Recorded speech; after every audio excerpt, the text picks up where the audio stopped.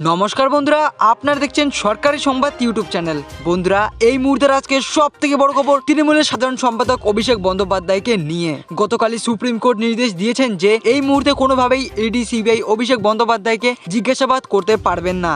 কিন্তু তা সত্ত্বেও গতকাল সকালে কেন্দ্রীয় সংস্থা সিবিআই নতুন একটি চাল চাললো। গতকাল কেন্দ্রীয় সংস্থা সিবিআই অভিষেক বন্দ্যোপাধ্যায়কে 1:45 নাগাদ একটি নোটিশ পাঠিয়েছেন।